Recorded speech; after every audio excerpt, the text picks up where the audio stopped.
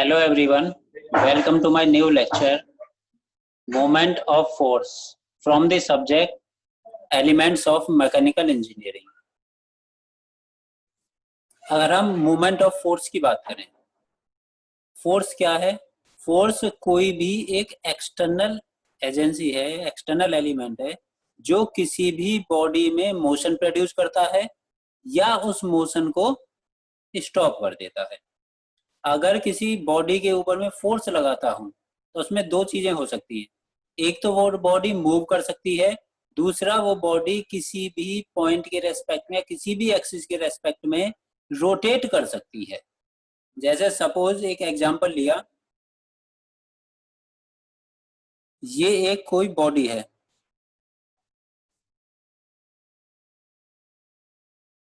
इस बॉडी पर अगर मैंने यहां कोई फोर्स लगा दिया, इसके सेंटर में अगर कोई फोर्स लगाया मैंने F, इस फोर्स की वजह से इस बॉडी में मूवमेंट शुरू हो जाएगा। ये अपने पॉइंट से मूव करके आगे चली जाएगी। पहला हो गया इसका मूविंग, इस फोर्स की वजह से बॉडी का मूव करना। अब दूसरी कंडीशन में इसी बॉडी को मैंने यहां हिंज कर दिया। जब यहां ये बॉडी हिंज हो गई और मैंने फोर्स लगाया, तो इस बॉडी में इस पॉइंट के रेस्पेक्ट में मूवमेंट स्टार्ट हो जाएगा। ये रोटेट करना स्टार्ट करेगी। इसी रोटेशनल इफेक्ट को हम बोलते हैं मूवमेंट ऑफ फोर्स। डेफिनेशन देखें अगर शॉर्ट में, ability of a force to produce rotational, किसी भी की रोटेशनल इफेक्ट प्रोड्यूस करने की जो एबिलिटी होती है उसे बोलते हैं मूवमेंट। या रोटेशनल की जगह दूसरा इफेक्ट क्या होता है? Turning effect produced by a force. किसी भी फोर्स द्वारा जो टर्निंग इफेक्ट प्रोड्यूस हुआ है वो होता है मूवमेंट। मूवमेंट को हम शॉर्ट बार बार मूवमेंट ऑफ फोर्स बोलने की जगह हम इसे बोल सकते हैं torque. It is also called torque, और इसकी यूनिट होती है Newton metre, force and distance. अब इसके मैग्नीट्यूड की अगर हम बात करें, जैसे ये यहाँ पर हिंज किया हुआ है और मैंने यहाँ फोर्स लगाया, इसे रोटेट कराने के लिए मुझे ज्यादा फोर्स लगाना पड़ेगा। अगर इसी फोर्स को मैं यहां से हटा के यहां शिफ्ट कर दूं, इसे रोटेट कराने के लिए मुझे कम फोर्स लगाना पड़ेगा। इससे क्या समझ में आया कि मूवमेंट के लिए फोर्स तो जरूरी है ही, साथ में डिस्टेंस भी फैक्टर होती है। जिस पॉइंट के रेस्पेक्ट में वो रोटेट करता है, वहां से लेके जहां फोर्स लगाया हुआ है वहां तक की डिस्टेंस भी मैटर करती है। जैसे एग्जांपल है हम फैन का, अगर फैन को सेंटर से मैं रोटेट कराने की कोशिश करूं तो मुझे बहुत ज्यादा फोर्स लगाना पड़ेगा। अगर मैं उसी फैन को उसकी विंग से, लास्ट पॉइंट से, पंखड़ी से पकड़ के रोटेट कराता हूं तो मुझे कम फोर्स लगाना पड़ेगा। इसका मतलब हो गया डिस्टेंस ज्यादा होने पर फोर्स कम लगाना पड़ता है। मीन्स हमारा जो मूवमेंट होता है वो फोर्स के साथ साथ डिस्टेंस पर भी डिपेंड होता है। फॉर्मूला होता है movement is equal to F into R, force into distance. Force की यूनिट होती है न्यूटन और डिस्टेंस की होती है मीटर, इसलिए मूवमेंट की यूनिट जो होती है वो होती है न्यूटन मीटर। अब अगर एक एग्जांपल लेता हूं मैं, जैसे ये एक कोई फोर्स है एफ, यहां एक पॉइंट है O1, एक दूसरा पॉइंट है O2। इस O1 की डिस्टेंस सपोज D1 और ये डिस्टेंस D2। तो movement about O1, force F into perpendicular distance, इस पॉइंट से इस फोर्स की लाइन तक की जो परपेंडिकुलर डिस्टेंस है D1, F इनटू D1। अगर O2 के रेस्पेक्ट में इसी फोर्स का मूवमेंट लेना हो, मूवमेंट अबाउट O2, फोर्स वही है, डिस्टेंस D1 की जगह क्या हो गई यहाँ पर d2। तो जो मूवमेंट होता है वो फोर्स के साथ साथ डिस्टेंस पर भी डिपेंडेंट होता है। जितना हमने फोर्स लगाया वो force into perpendicular distance from force to the centre where we calculate the moment of force. Clear. अब अगर किसी भी फोर्स को कपल में ट्रांसफर करना हो, कोई भी फोर्स है मेरे पास, एक यहां डायग्राम बनाता हूं। ये एक फोर्स दिया हुआ है F at a angle of theta. अगर इस फोर्स का यहां पॉइंट O पर मूवमेंट कैलकुलेट करना हो, सपोज यहां ये डिस्टेंस L, किसी भी फोर्स को मूवमेंट में या कपल में कन्वर्ट करने के लिए हम क्या करेंगे, इस फोर्स के पैरेलल इक्वल, इसके पैरेलल इसके इक्वल यहां फोर्स लगा देंगे। जिस पॉइंट पर मूवमेंट कन्वर्ट करना है वहां फोर्स लगा दिया और सेम फोर्स इसके अपोजिट लगा देंगे। इससे क्या हुआ, ये भी F, ये भी F। अगर किसी ऑब्जेक्ट पर मैंने एक साइड से F फोर्स लगाया और दूसरी साइड से भी F फोर्स लगाया तो उस पर कोई नेट इफेक्ट नहीं होगा। अब बात करते हैं इस फोर्स को और इसको। ये दोनों फोर्स मिलके इस टाइप से दिख रहा है क्लॉकवाइज, ये दोनों मिलके यहाँ पर एक मूवमेंट डेवलप कर रहे हैं।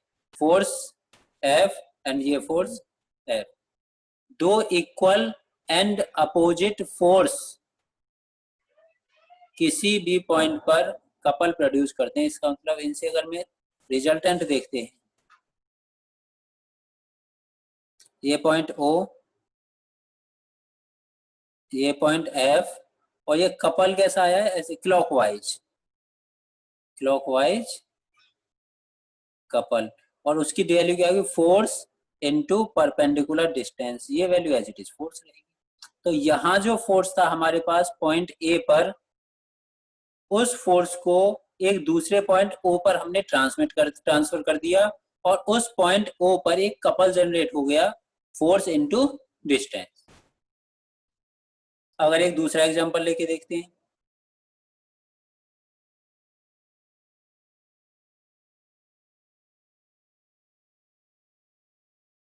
ये डिस्टेंस ए, ये डिस्टेंस बी, यहां दो फोर्स लगे हुए हैं,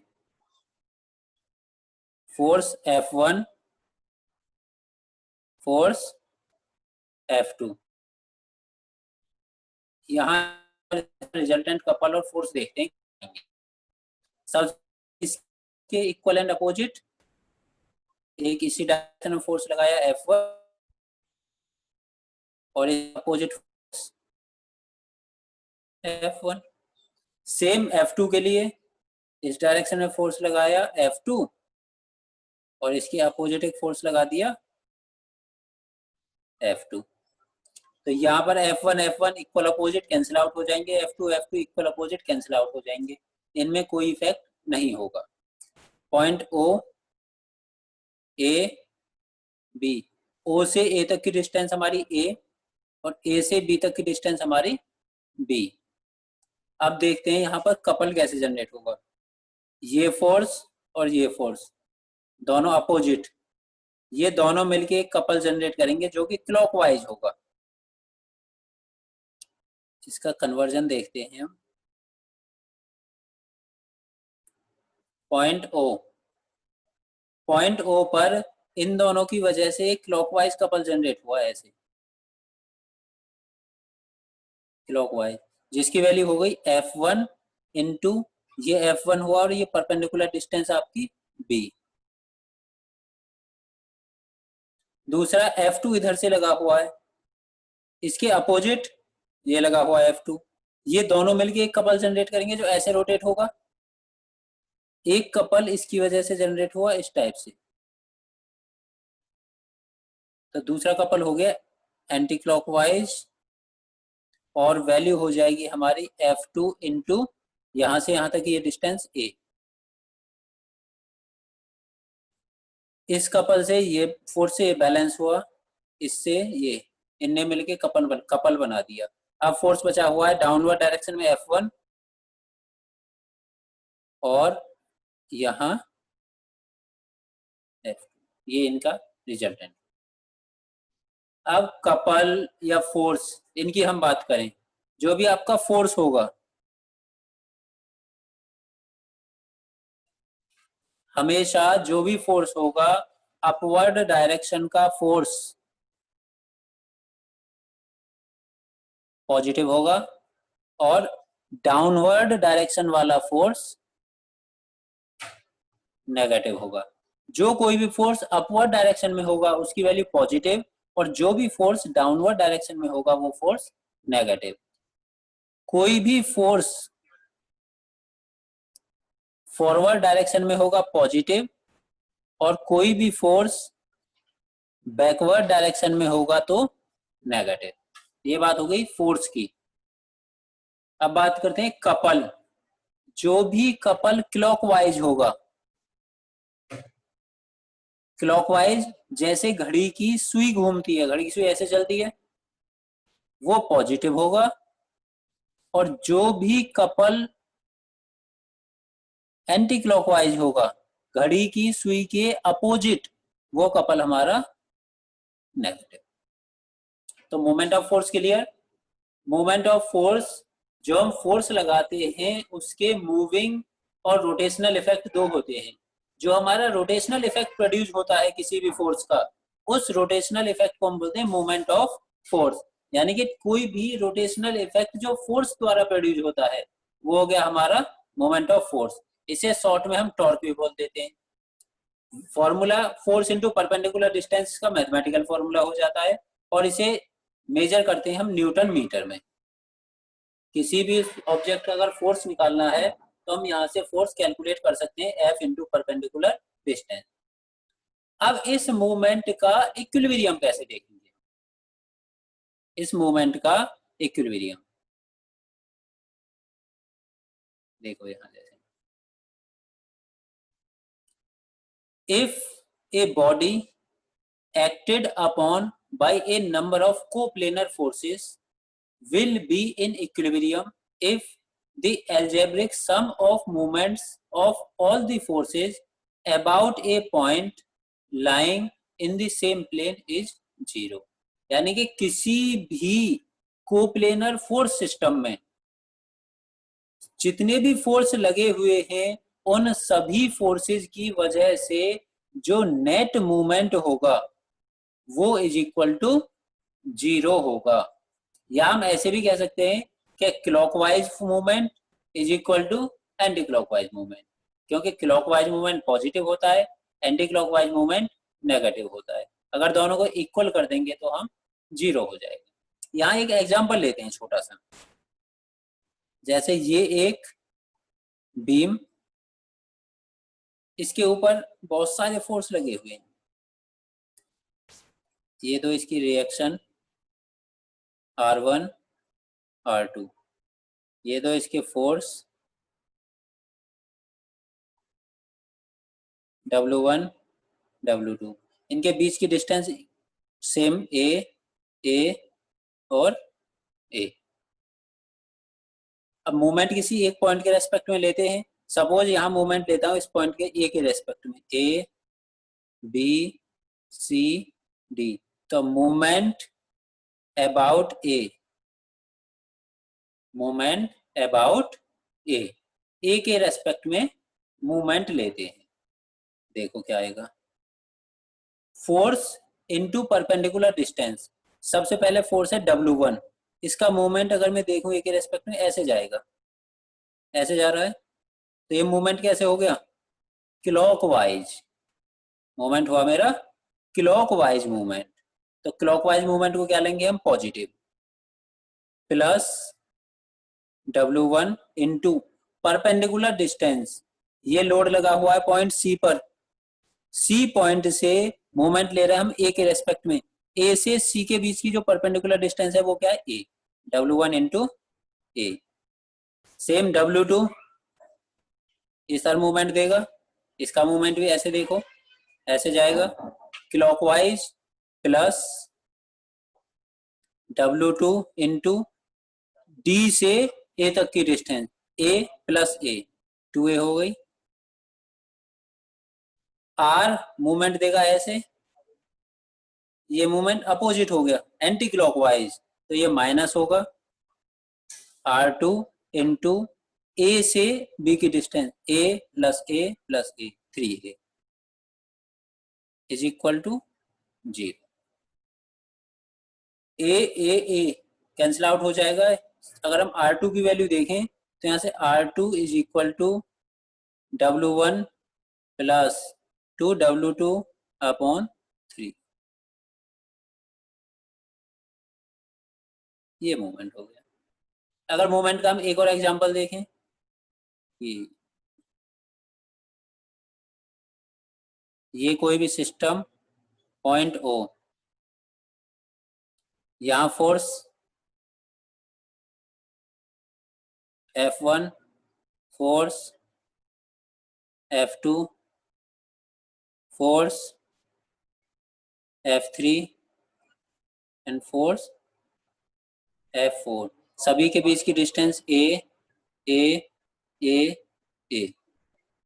अगर O के रेस्पेक्ट में यहाँ मूवमेंट निकालें, मूवमेंट अबाउट O, F1 कैसे दे रहा है ये, anti clockwise negative, minus F1 into perpendicular distance A, F2 anti clockwise minus F2 into perpendicular distance A, F3 clockwise plus F3 into perpendicular distance A plus F4 into A। तो यहाँ पर जो force जैसा moment देगा उसी हिसाब से उसके साइन आ जाएंगे, जो क्लॉकवाइज होगा वो पॉजिटिव, जो एंटी क्लॉकवाइज होगा वो नेगेटिव। तो यहाँ से हम मोमेंट और कपल देख सकते हैं।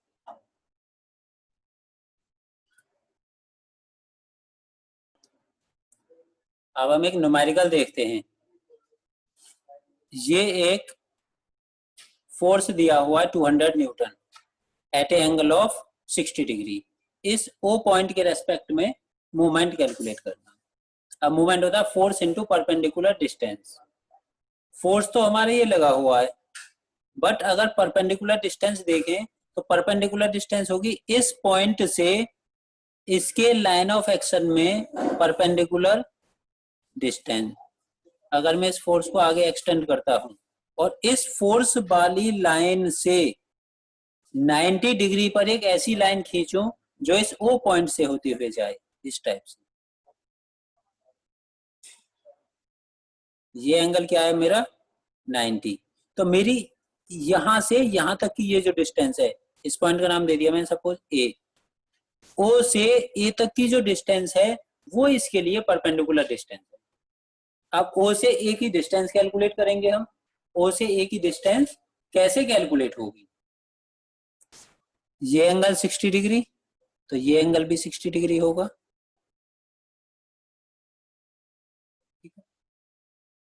O B की डिस्टेंस दी हुई है 3 मीटर। यहां से सबसे पहले देखिए OA, ये एक राइट एंगल ट्रायंगल हो गया। OAB, OAB एक राइट एंगल ट्रायंगल है। यहां से अगर OA देखेंगे ये आ जाएगा OB cos 60। OB की वैल्यू 3 इंटू cos 60 की वैल्यू 0.866। इसे अगर हम कैलकुलेट करेंगे तो ये कैलकुलेट करने के बाद आ जाएगी 3 इंटू 0.866 इज इक्वल टू 2.598। ये वैल्यू आ गई हमारे पास OA की। अब बात पूछे मोमेंट अबाउट O, फोर्स into perpendicular distance. Force 200 Newton into 2.598 multiply करेंगे into 200 is equal to 519.6.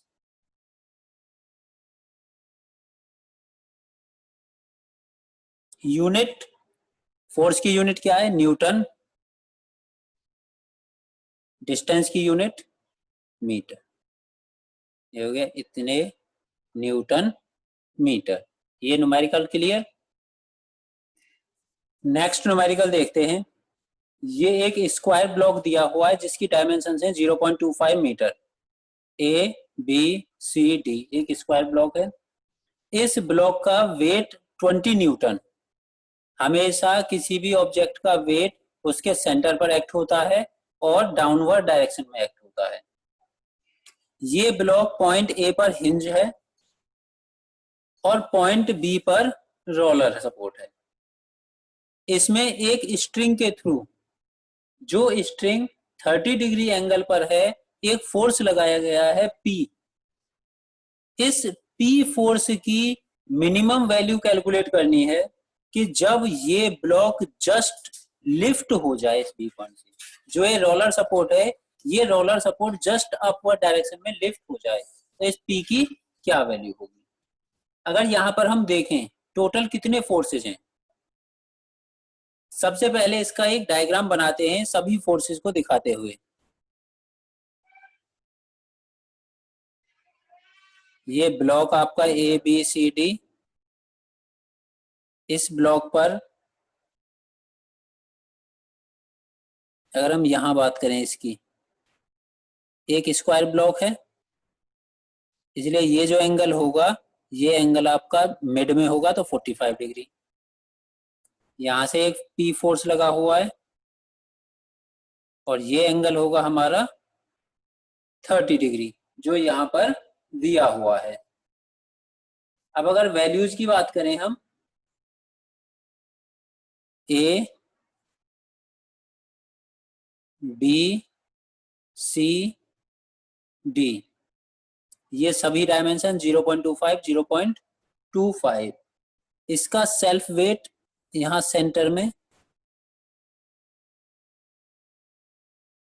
20 Newton.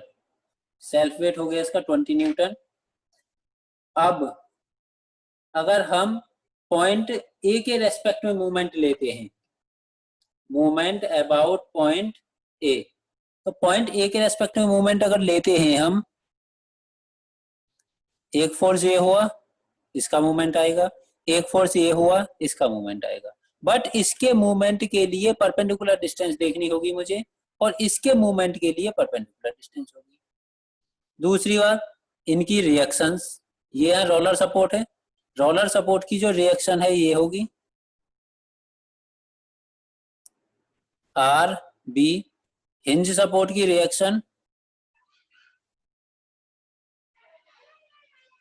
R A.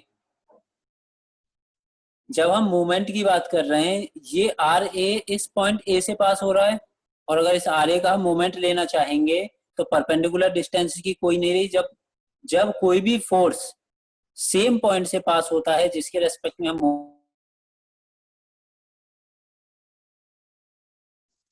Movement zero हो गया यहां पर. अब डिस्टेंस ए डी और ए सी, पी फोर्स के लिए जो परपेंडिकुलर डिस्टेंस आएगी वो यहां से मैंने परपेंडिकुलर प्लॉट किया 90 डिग्री. तो यहां से ए बी सी डी ई, ए से ई की डिस्टेंस इस फोर्स पी के लिए परपेंडिकुलर डिस्टेंस होगी. और अब इसकी बात करते हैं 20 न्यूटन. ए से एफ तक की जो डिस्टेंस होगी ये इस 20 न्यूटन के लिए परपेंडिकुलर डिस्टेंस होगी.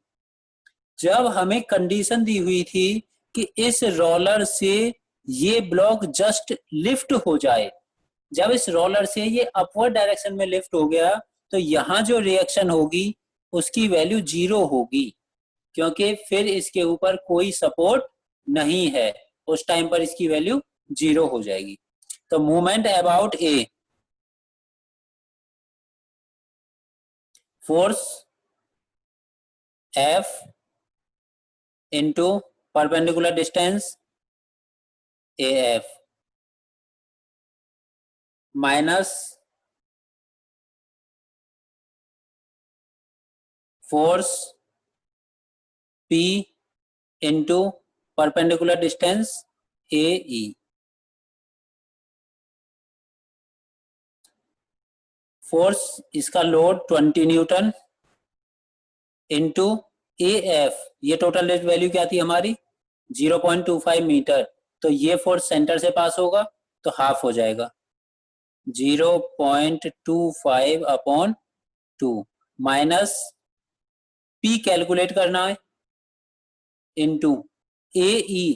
अब अगर हम राइट एंगल ट्रायंगल देखें AEC, इस राइट एंगल ट्रायंगल में AC की वैल्यू हमारे पास कैलकुलेट कर सकते हैं। तो AE कैलकुलेट होके आ जाएगा AC साइन, टोटल एंगल कितना हो गया अभी 45 प्लस 30 75, AC साइन 75। तो ये values 20 into 0.25 divided by 2 minus P into AC,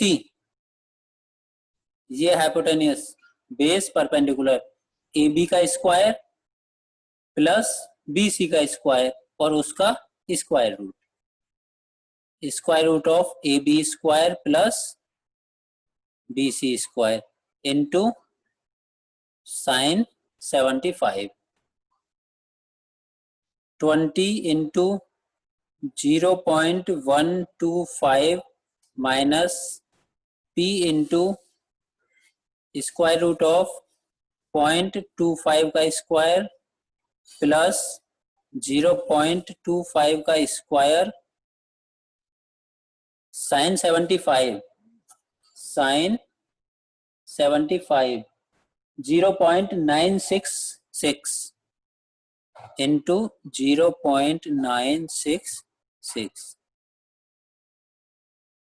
इसे कैलकुलेट करने के बाद ये फाइनल वैल्यू हमारे पास आ गई 20 इंटू 0.125 इज इक्वल टू 2.5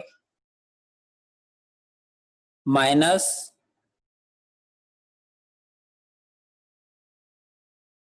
0.25 का स्क्वायर प्लस 0.25 का स्क्वायर इंटू 0.925। तो ये आया 0.3414 P। इक्विलिब्रियम की कंडीशन में movement about any point is equal to 0 at equilibrium.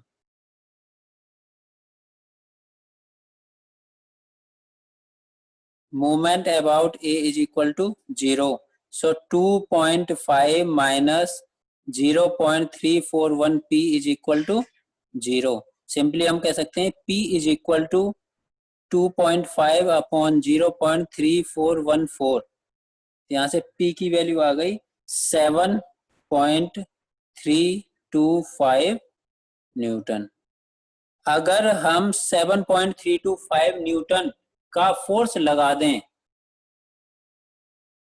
तो ये body just. So next topic is Varignon's theorem. Varignon's theorem movement से रिलेटेड है कि जब हमारे पास कोई एक फोर्स सिस्टम होता है और उस फोर्स सिस्टम में मल्टीपल फोर्सेस लगे रहते हैं, उन फोर्सेस के अलग अलग मूवमेंट का सम उस सिस्टम के रिजल्टेंट फोर्स के सम के इक्वल होता है। स्टेटमेंट इसका, it state that the algebraic sum of movements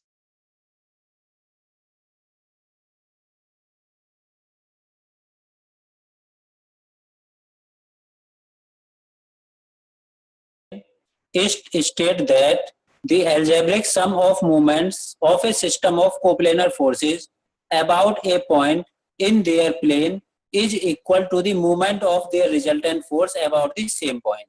अगर मल्टीपल फोर्सेस लगे हुए हैं, उन फोर्सेस का अलग अलग मूवमेंट का सम उस सिस्टम के रिजल्टेंट फोर्स के मूवमेंट के इक्वल होगा। ये हमारा वेरिंगन्स थ्योरम। अगर प्रूफ की बात करें, अब इसका प्रूफ देखते हैं, वेरिंगन्स थ्योरम का प्रूफ। यहाँ ये डायग्राम बना हुआ है जिसमें दो फोर्स हैं, force P and force Q। A B force P and A C force Q। ये पैरेललोग्राम बना रहे हैं, A B C D parallelogram. इसका रिजल्टेंट, इसका डायगोनल है आर ए डी। अब इन दोनों फोर्स के मूवमेंट की बात करें अगर हम, इसमें वाई एक्सिस पर एक पॉइंट लिया हुआ है O। इस पॉइंट से P फोर्स की perpendicular distance D1, Q force की परपेंडिकुलर डिस्टेंस D2 और इसके रिजल्टेंट की परपेंडिकुलर डिस्टेंस इज D। तो सबसे पहले हम मूवमेंट देखेंगे O पॉइंट के रेस्पेक्ट में। Movement of P, movement of P about O, moment of P, force P into perpendicular distance OP यानी कि D1, moment of Q, moment of Q about O, moment of Q, force Q into perpendicular distance is D2, movement of resultant R about O, movement of R, force R and perpendicular distance is D, R into D। P force का angle θ1, Q force का angle θ2 और इस resultant का angle alpha. अब हम जो force दिए हुए P और Q, इनके मूवमेंट का सम करते हैं। Movement of P plus movement of Q, movement of P into D1 plus movement of Q into D2।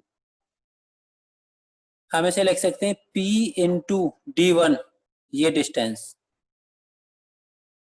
इस राइट एंगल ट्रायंगल से अगर मैं देखूं O DE OEA, अगर इस राइट एंगल ट्रायंगल से देखें तो ये एंगल बना हुआ है अल्फा। यहां से OE जो D1 है, OE इज इक्वल टू हो जाएगा OA cos θ1। तो ये हो गया OA cos θ1 plus Q into D2, ये पॉइंट लिया F, OFA right angle triangle. यहां से OF की वैल्यू अगर हम देखेंगे, OA एंगल बना हुआ है θ2, OA cos θ2, OA cos θ2। इस cos की हम P के साथ मल्टीप्लाई कर देंगे, ये हो जाएगा P cos θ1 into OA plus Q cos θ2 into OA। यहां से और यहां से दोनों जगह से OA कॉमन आएगा और P cos θ1, ये वैल्यू P, ये एंगल θ1, तो P का कौन सा फैक्टर हो गया, X डायरेक्शन में factor. P cos θ factor of P in X direction, इसे सिंपली बोल सकते हैं हम PX into OA plus Q cos θ2, force Q angle θ2। यहां जो फैक्टर आएगा क्यू का एक्स डायरेक्शन वाला जो फैक्टर होगा वो होगा क्यू कॉस थीटा 2, तो ये हो जाएगा Q X into O A. O A दोनों जगह से कॉमन आएगा, P X plus Q X into O A. जब दो फोर्स 0 डिग्री एंगल पर होते हैं और दोनों की डायरेक्शन सेम होती है तो उनका रिजल्टेंट उन दोनों के सम के इक्वल हो जाता है। तो P और Q का जो रिजल्टेंट होगा इसके सम के इक्वल हो जाएगा, P plus Q is equal to R X. तो ये आपका हो जाएगा R X into O A. अब आर एक्स को हम क्या लिख सकते हैं, इसे लिखते हैं R cos alpha, R cos alpha into इसका आर का एक्स डायरेक्शन में फैक्टर, ये एंगल बना हुआ है एल्फा, ये फोर्स आपका R cos alpha is R X. Cos alpha को हम ओ ए के साथ मल्टीप्लाई करेंगे, ये हो जाएगा R into O A cos alpha. और यहां से अगर हम राइट एंगल ट्रायंगल से देखें O G A, O A cos alpha, O A alpha cos alpha is equal to हो जाएगा ओ जी। तो ये आ गया आर इंटू ओ जी, और ओ से जी की वैल्यू क्या है हमारी डी, ये हो गया R into D. R D क्या है हमारा, यहाँ देखें अगर हम R into D moment about point R, तो यहाँ से प्रूफ हो गया आ गया movement of P and movement of Q इनका रिजल्टेंट मूवमेंट ऑफ आर के इक्वल होगा। यही हमारी वेरिंगटन्स थ्योरम है कि movement of sum of movement of a force system is equal to movement of that result. इसमें कोई कंफ्यूजन नहीं, यहां से मूवमेंट कैलकुलेट होके आ जाएगा। यहाँ एक न्यूमेरिकल लिया हुआ है, इस न्यूमेरिकल में रिजल्टेंट और उसकी लोकेशन फाइंड आउट करनी है। अब जो भी हमारे पास फोर्स होते हैं, हमने पढ़ा था एक टॉपिक रिजोल्यूशन ऑफ फोर्सेस, जो भी इंक्लाइंड फोर्स होते हैं उनके हॉरिजॉन्टल और वर्टिकल फैक्टर्स होते हैं। सबसे पहले देखते हैं 50, ये पहले से ही वर्टिकल फोर्स है। 150 का एक कंपोनेंट यहाँ होगा, 150 cos 50, cos इसलिए क्योंकि यहाँ ये एंगल बना रहा है और डायरेक्शन इसकी आउटवर्ड ही होगी। एक फैक्टर यहाँ होगा 150 sin 50। अब इस 100 न्यूटन का एक फैक्टर यहाँ होगा 100 cos 30, और इस 100 का एक फैक्टर यहाँ होगा 100 sin 30।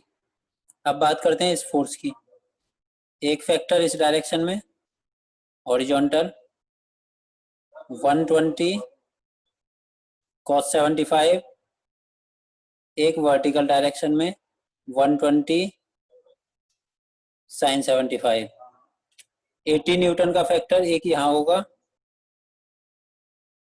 80 cos 60, और एक यहाँ होगा 80 sin 60।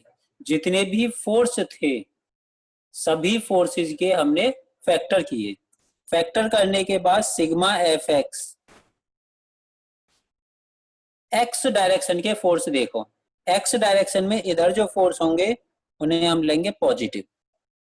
सबसे पहले यहीं से देखते हैं पॉइंट ए पर, पॉइंट ए पर ये बैकवर्ड डायरेक्शन में इसलिए -120 cos 75। उसके बाद ए पॉइंट पर और कोई नहीं है, यहाँ कोई नहीं, बी पॉइंट पर कोई फोर्स नहीं है। इस पॉइंट पर देखते हैं फॉरवर्ड डायरेक्शन में इसलिए पॉजिटिव 150 cos 50। उसके बाद सी पॉइंट, ये भी फॉरवर्ड डायरेक्शन में इसलिए पॉजिटिव प्लस 100 cos 30। उसके बाद डी पॉइंट बैकवर्ड डायरेक्शन में नेगेटिव -80 cos 60, और कोई भी फोर्स हमारा एक्स डायरेक्शन में नहीं है।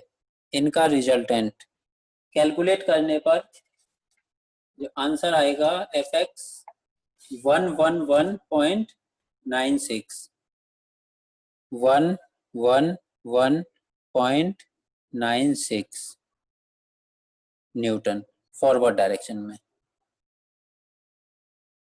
सिग्मा एफ वाई डायरेक्शन के कंपोनेंट, वाई में अगर देखें हम, ये अपवर्ड पॉजिटिव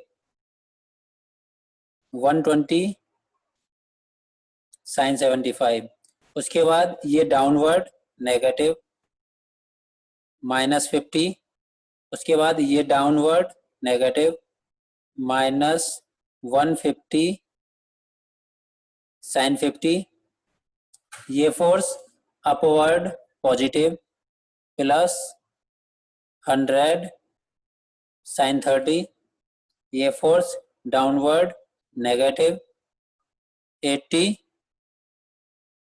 sin 60। इन सभी का जो रिजल्टेंट आएगा वो आएगा -68.28 न्यूटन अपवर्ड। अब एक्स डायरेक्शन का फोर्स आया, वाई डायरेक्शन का फोर्स आया, रिजल्टेंट कैलकुलेट कैसे करते हैं?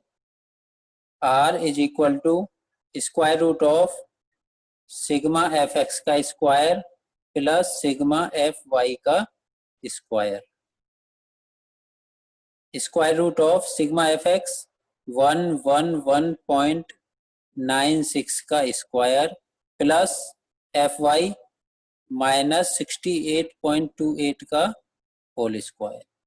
तो यहाँ से रिजल्टेंट कैलकुलेट होके आ जाएगा R is equal to 131.14 Newton. अब ये तो रिजल्टेंट की वैल्यू हो गई, रिजल्टेंट की पोजीशन क्या होगी, किस एंगल पर होगा? tan alpha is equal to sigma F Y upon sigma F x.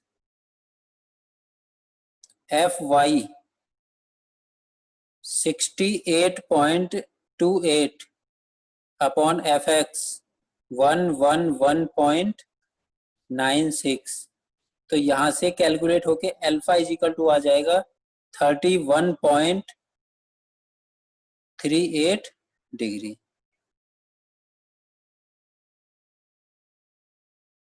ये हमारा होगा X negative Y positive second quadrant में,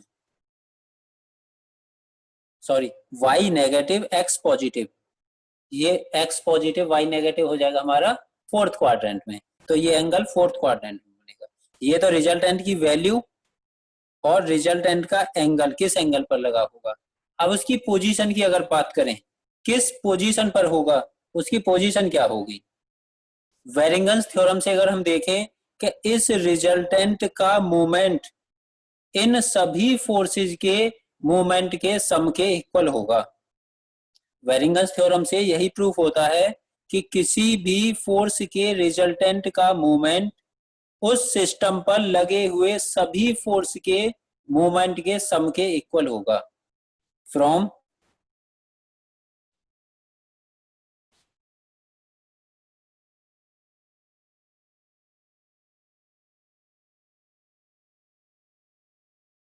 वेरिंगन्स theorem, R into X, distance मैंने ले ली x, is equal to sigma movement of all the forces about point A. Movement A के respect में, ए से ये फोर्स दोनों पास हो रहे हैं, मूवमेंट 0, ये भी ए से पास हो रहा है, मूवमेंट 0। या हम क्लॉकवाइज मूवमेंट को पॉजिटिव लेंगे और एंटी क्लॉकवाइज मूवमेंट को नेगेटिव लेंगे। सबसे पहले 50 का मूवमेंट कैसे होगा ए के रेस्पेक्ट में, अगर मैं देखूं ऐसे क्लॉकवाइज तो +50 इनटू यहां से यहां की ये perpendicular distance 2 metre, 2,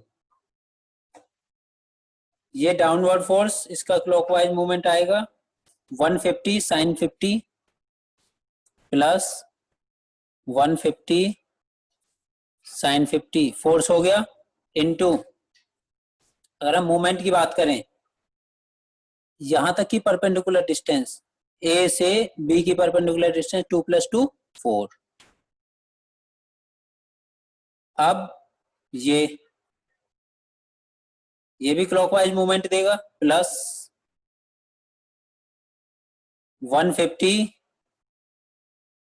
cos 50 force हुआ और इनटू मल्टीप्लाई हो जाएगा डिस्टेंस, ये लाइन ऑफ एक्शन, इस लाइन का ए से डिस्टेंस हाफ 2 मीटर इनटू 2।